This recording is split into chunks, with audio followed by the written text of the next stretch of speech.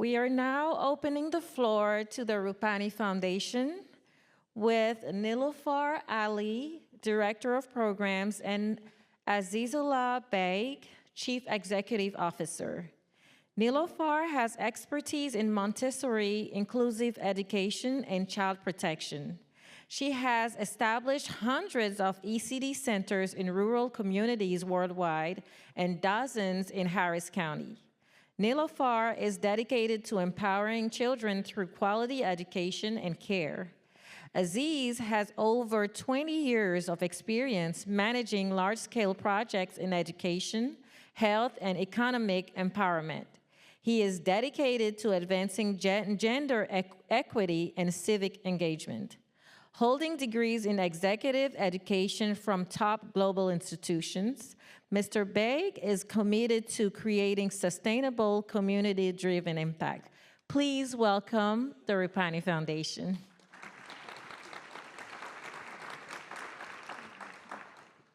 Thank you so much. Thank you, first of all, the Harris County DOE for giving us this opportunity to present our project, as well as the institution as a whole. The sessions before lunch and after lunch immediately are a bit difficult. I hope that everyone is awake and that you can hear us out.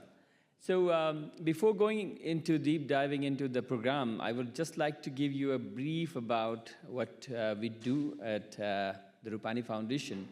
The foundation basically is now a global entity. We have presence in over 4 countries now, and with the program started in 2017 in the US, we have now reached over 9,000 people so far, now 1,000 families so far. So I'll just give you a brief about our vision, basically. The vision we have to create a sustainable society for our future generations where they could be living without any hurdles, with freely and a very healthy and dignified life regardless of their race, their backgrounds. And our mission basically is to empower individuals and communities to achieve their full potential and by advancing to a holistic human development. And we are present currently in 2 counties here in Houston, the Harris County and for Bend County, and we are hoping to expand out. Within Harris County, we are present in all 4 precincts equally. I'll not go into those details. My colleague, the director for programs, Nilofar, will be presenting the holistic program. So just to let you know about our guiding principles, we have our guiding principles revolve around 3 basic things: educate, unlock, and connect. Under the education, we do a lot of programs for kids, train mothers and everyone around the family, because we believe in a holistic development, not the kid, but the holistic development around that kid, because the kid is center, but around him is a lot of people who have an influence on that kid. So we talk to their parents, grandparents, even the society around him as a whole, and then unlock the potential for high quality education, the resources we could provide in our limited capacity. And then the most important thing that we do is connect. The community basically is most important. And as you could see, a lot of people in this country, they live in isolation from their extended families. So these centers we create become their families.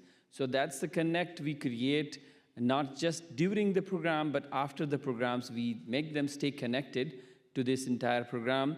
And again, as I mentioned, this is a holistic development we are talking about, from their mental well-being to their environmental sustainability. And then our program also is unique in a sense that we do a lot of work around diversity, because our program, if you could just see our beneficiaries, they come around from all ethnic areas, so that we have engaged our teams, bilingual teams, to connect with them, and do a holistic program development. So without further ado, I would just like to invite my colleague Nilofer to just deep dive into the program.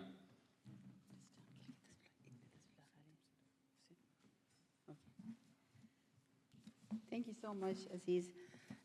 First of all, I would like to say thank you to Harris County and especially to ARPA funding, because of the ARPA funding, we could be able to reach to 25,000 people in these years, and then we are really proud of that. Now, I would like to discuss more about what we do actually in early childhood education arena, and that actually this sector is my passion. I sleep in this passion, and I do everything in this field. So in education program, so we really focus in first 1,000 days of these kids, because we all know, I don't need to explain what is early childhood education and why it is important, but what we do, I will focus more on that. And we really work in Informed Parenting Program. Our flagship program is called Informed Parenting Program, where we inform mothers and the whole family. As he just mentioned, that our approach is holistic approach. So we really inform the whole family where they can work for their kids.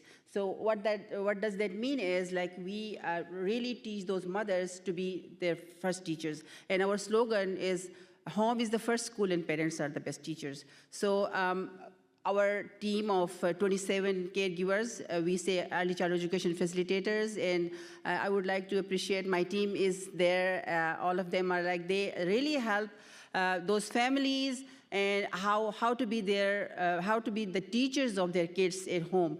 And then we wanted to transform those adult-centered homes to child-centered homes. And then what they do is they go to their homes and then develop those homes to really conducive for kids to grow in those homes.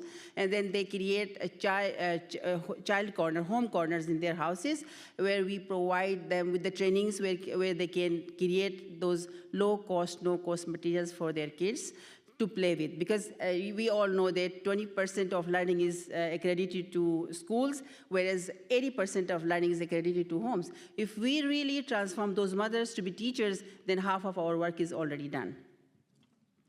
So we also do wraparound services where we are, because as he just mentioned, that we work on the holistic development of the child, the family, not only the child. We, after our experience working with these families for years, we learned that, like, they need a lot of other things apart from early childhood education. Early childhood education is not their first priority. So their priority is how they can bring food to their families, how they can help their kids to be like alive, right? Say shelter and all those things. So we learned those things, and then we started our wraparound services for these families, where we can link them with the right resources, free resources out there, and then how can we leverage those benefits from the community. So we really believe in collaboration, and then we work with a lot of other stakeholders. So with the Harris County funding so far, by the end of February, we reached up to almost 8,000 individuals where we provided early childhood education services to those families. So how we serve? We have three different approaches, like direct services, where we provide services to pregnant mothers. We register all those pregnant mothers where we see these pregnant mothers in our communities. We register them and we provide them with the basic necessities, like the basic kit for pregnancy. Also, the information sessions for all these pregnant mothers, because we all know that 25% of brain development happens inside mother's womb.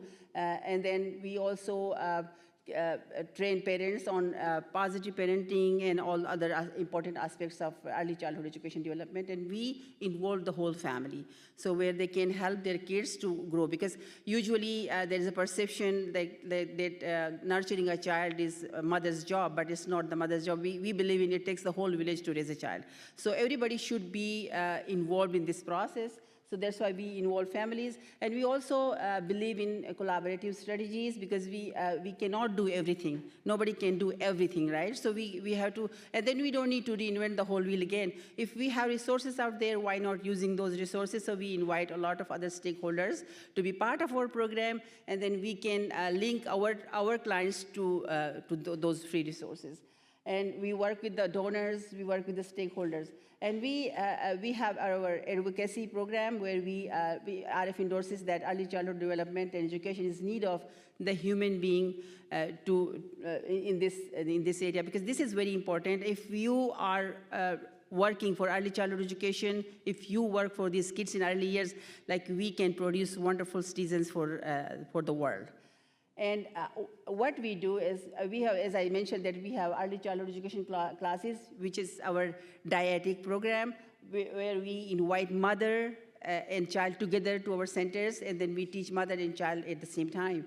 And then we also have a component of mother awareness program. At the end of the session, we talk to the mother for almost 10 minutes, that what she can do after these sessions when she go home, what she needs to do. And then parenting classes, we have a lot of sessions on positive parenting, and that is community-based early childhood education program. We also, as I mentioned, that prenatal care classes. For those pregnant mothers, we provide prenatal event sessions, and we do a lot of mega prenatal events too. And then we have mental health information sessions, as Dr. Elizabeth mentioned, that they are like in isolation. So we bring a lot of those mothers to our sessions, and then they become part of the community, and then they create their own groups afterwards, because they are with us for almost in one like whole complete program for 3 months, and they become the friends, because our program is designed in a way that we create a lot of events for them, cultural events, social gatherings, so they become part, like they create their own groups afterwards, and then they are really sustainable. And the last thing is hygiene classes. We are really strong in that thing. We provide them with the hygiene classes, and then right now we are really created a strong collaboration with HISD as well as communities in schools where we are providing them with the hygiene classes in a high way. And then all our early childhood education facilitators are trained as CHWs. So they are providing all those services to them. And under SF funding, we provided services to, under our IP classes, we provided services to 2,575, that is by the end of February. And we provided wraparound services to 2,790 individuals. And we also, our graduates are so far 1,219 from this program. That's only under SF funding. And our mothers are, like we did almost, our 1,102 mothers are trained under our sessions. And we distributed 3,000 welcome baby bags that we are closely working with the Children's Museum. And they are providing us with the welcome baby bags, and we provide these resources to the families where they can use these bags at home. And after graduation, we take these kids to the Children's Museum. So a lot of our families they never saw the Children's Museum in their lives, and it's really an eye-opener for them to take these kids to the Children's Museum, because we all know that there is a mobility issue in our low-income communities, and also especially with the immigrants. So we arrange all these services for them. So these are our partners where we are working closely with them, like Portfolio Resident Services provide us with the spaces, and bilingual education, we use Bilingual Education Institute's Space YMCA, Ibn Sina, and the Hacker Center is providing us with the trainings for Brain Builders program. Mainly, we are really working with a lot of other organizations, but why I'm mentioning this especially because our model is really a unique model. We go to the people wherever they are. So we go to the apartment complexes and work with them. We go to them. So these apartment complexes are providing us with this free space, and we go there. We conduct these classes for them for free. So Rupani Foundation's interventions are, like, as I mentioned before, informed parenting classes, prenatal sessions, health navigating sessions, topical workshops, Mother Action Committee, father leadership groups, youth camps, cultural events, ESL, sewing classes, traffic rules and regulation, wraparound services. So I would like to mention Mother Action Committee here. What we do is we go to the those apartment complexes, and once we create the groups, we recruit some mothers who have the leadership skills. So we further enhance their leadership skills. We train them to be the leaders in the community, because we cannot be in the community forever. So we train those groups to be the leaders in the community. And then they also help us with the community mobilization and spread the word around. And also our success stories are from those Mother Action Committees. We hire those mothers as early childhood education facilitators, and they are working with us right now. And they are the main ambassadors and the advocates of our work. Our father leadership groups, because it's really hard for us, we learned that fathers are not really involved in this early childhood education work. But what we do is, we invite them for the events, and we train them and we just share the information that what is early childhood education, why this is important, why their importance is important and crucial for early childhood education. So they learn through these processes, and then they are part of our program, and afterwards they become our ambassadors in the community. And we conduct ESL for them, because we found out that this is a barrier in the environment for us to go further. So we created another unique model here with the Houston Public Library and HISD. We created this wonderful model where we trained a lot of mothers under that program. And now those mothers, they never been to school in their lives. And then now the school management told us that those mothers are going to those schools, asking about the progress of their kids, and they are not scared to go to school. So this is another success story of Rupani Foundation. And these are some glimpses from our classes, so how our teachers and how our team is executing those activities in the environment. So again, health and well-being, we are breaking the cultural and social taboos, because a lot of those mothers, those families are not coming out of their apartments. It's difficult for them to be part of any program, but because of the strong trust which Rupani Foundation built in the communities, they are part of our program. Not only they are part of our program, but they are now ambassadors and advocates of our program, and they are bringing more people to the program, and then they're getting benefit out of it. Our education awareness program is strong, and then empowerment and decision making. So we are, those mothers are now making decisions, taking decisions for their kids, and how they going out from their apartment complexes and going into schools, talking about their kids' performance, and going to the school, taking the performance card related to their kids. It's really, really incredible for us to see that progress. And prevention of health issues, because usually a lot of our communities are not really into their own health. They really ignore their own health, and they don't discuss these issues. Because we go to them, and we really conduct those sessions in their clubhouses, so that those mothers are coming to us easily, and then they started sharing their health issues. Initially, they were not even focusing on themselves and these issues. They consider those issues are the issues. But we take gynecologists, doctors, and then all those sessions doing there for them, so that they can share easily. And then also, I would like to mention here that a lot of our, wherever we go, whatever community we are working with, we have that capacity in our team. Our team is speaking 13 languages at the same time. So wherever we go, we take the indigenous person from our team to that area, so that they can address those issues easily, so that they can build the trust with us. So as we mentioned that we are bringing them out of those apartment complexes. They share their stress. They also feel really happy, because we really arrange a lot of events for them where they can express their feelings, they share their stresses, and they learn from each other too. I talk about health and hygiene sessions. We conduct these health and hygiene sessions with communities in school, HISD, and also with our own communities in our schools. Right now, we have 59 centers around Harris County. We are strongly working with Precinct 3, Precinct 2, and Precinct 1. So we conduct all these sessions for all the communities out there.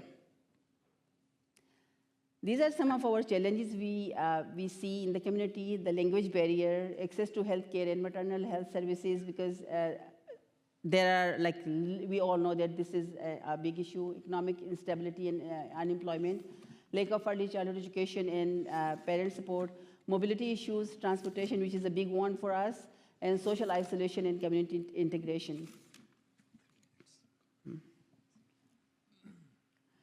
So we have some strategies to address these needs, like we support language development through ESL programs, and we improve access to healthcare and maternal healthcare services through our sister organization, Ibn Sina Foundation. We, wherever we see these challenges and issues, we refer them to Ibn Sina Clinic, where they can get the access easily.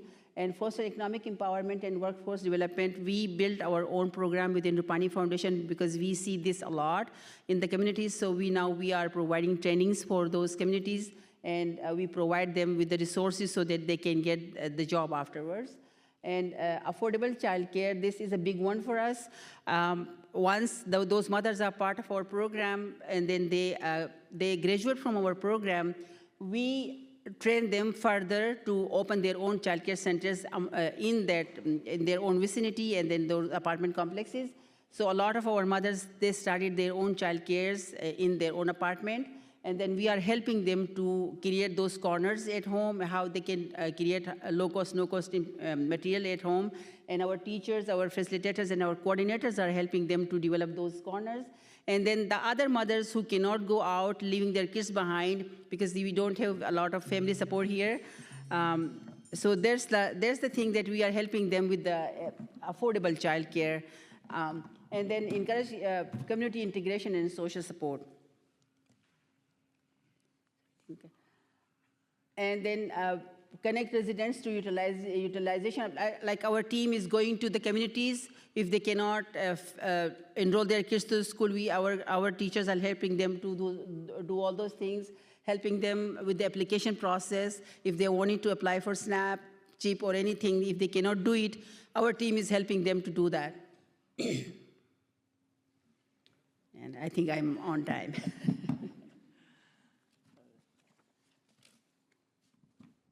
Any questions? We're actually ready for lunch. Perfect timing. I think the silence is pretty telling. Okay. No questions, but you're welcome to meet the wonderful